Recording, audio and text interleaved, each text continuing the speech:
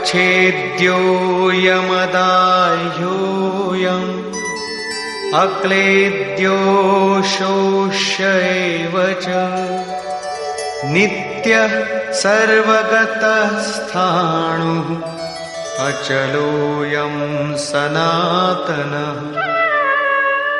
ये आत्मा अच्छेद्य है, इसे छेदा नहीं जा सकता। ये अदाह्य है, इसे जलाया नहीं जा सकता। ये अक्लेद्य है, इसे गीला नहीं किया जा सकता।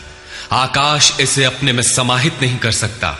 ये आत्मा निसंदेह, अशोष्य, सर्वव्यापक, अचल, स्थिर रहने वाला और सनातन है।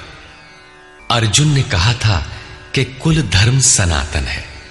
ऐसा युद्ध करने से सनातन धर्म नष्ट हो जाएगा, किंतु श्री कृष्ण ने इसे अज्ञान माना और आत्मा को ही सनातन बताया। आप कौन हैं? सनातन धर्म के अनुयायी।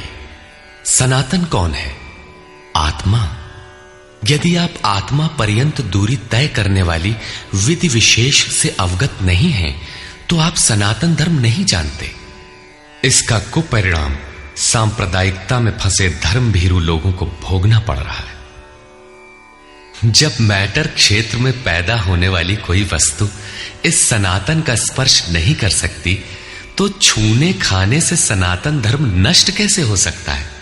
यह धर्म नहीं, एक कुरीति परिस्थिति थी जिससे भारत में सांप्रदायिक वैमनस्य बढ़ा और राष्ट्रीय एकता की आज भी समस्या बनी हुई है। धर्म की शरण हम क्यों जाते हैं? क्योंकि हम मरण धर्मा हैं और धर्म कोई ठोस चीज है जिसकी शरण जाकर हम भी अमर हो जाएं। हम तो मारने से मरेंगे और ये धर्म केवल छूने और खाने से मर जाएगा, तो हमारी क्या रक्षा करेगा? धर्म तो आपकी रक्षा करता है, आपसे शक्तिशाली है। आप तलवार से मरेंगे और धर्म वो छूने से नष्ट हो गया। कैसा है आपका धर्म? कुरीतियां नष्ट होती हैं, न कि सनातन। सनातन तो ऐसी ठोस वस्तु है जिसे शस्त्र नहीं काटते, अग्नि जला नहीं सकता, जल इसे गीला नहीं कर सकता। खान पान तो दूर, प्रकृति में उत्पन्न कोई वस्तु उसका स्पर्श भी नहीं कर पाती, तो वो सनातन नष्ट कैसे हो गया? ऐसी ही कतिपय कुरीतियां अर्जुन काल में भी थी। उनका शिकार अर्जुन भी था। उसने विलाप करते हुए गिड़गिड़ाकर कहा कि कुल धर्म सनातन है, युद्ध से सनातन धर्म नष्ट हो जाएगा। कुल धर्म नष्ट होने से हम अनंत काल तक नरक में चले जाएंगे।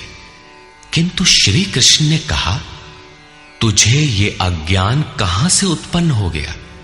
सिद्ध है कि वो कोई कुरीति थी। तभी तो श्री कृष्ण ने उसका निराकरण किया और बताया कि आत्मा ही सनातन है। यदि आप आत्मिक पथ नहीं जानते, तो सनातन धर्म में आपका अभी तक प्रवेश नहीं हुआ है। जब यह सनातन शाश्वत आत्मा सबके अंदर व्याप्त है, तो खोजा किसे जाए? इस पर श्री कृष्ण कहते हैं, अव्यक्तोऽयमचिन्त्योऽयम् अविकार्योऽयमुच्यते तस्मादेवं विदित्वैनं नानुशोचितुमर्हसि। ये आत्मा अव्यक्त अर्थात इंद्रियों का विषय नहीं है। इंद्रियों के द्वारा इसे समझा नहीं जा सकता।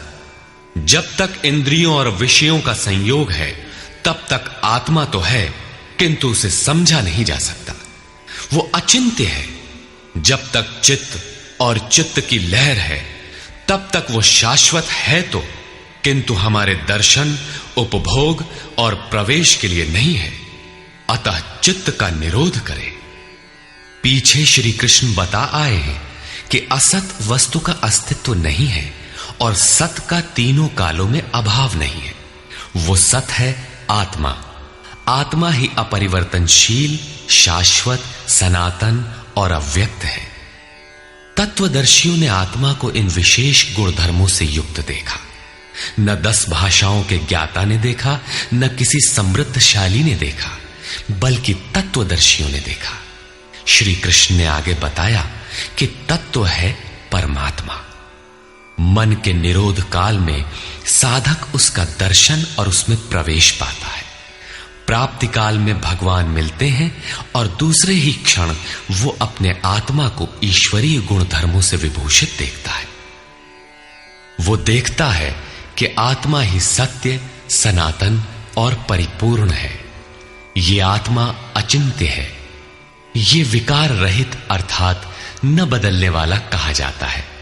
अतः अर्जुन, आत्मा को ऐसा जानकर तू शोक करने योग्य नहीं है। अब श्री कृष्ण अर्जुन के विचारों में विरोधाभास दिखाते हैं, जो सामान्य तर्क है।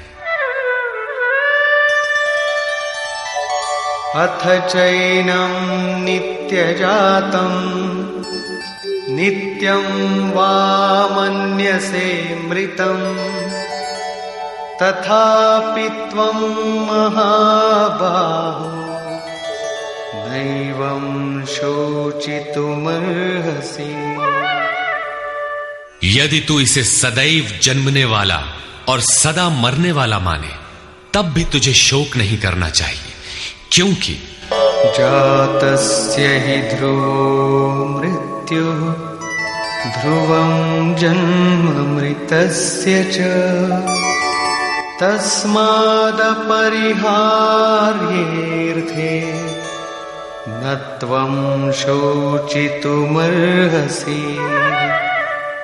ऐसा मान लेने पर भी जन्मने वाले की निश्चित मृत्यु और मरने वाले का निश्चित जन्म सिद्ध होता है। इसलिए भी तू बिना उपाय वाले इस विषय में शोक करने लायक नहीं है। जिसका कोई इलाज नहीं, उसके लिए शोक करना एक अन्य दुख को आमंत्रित करना है।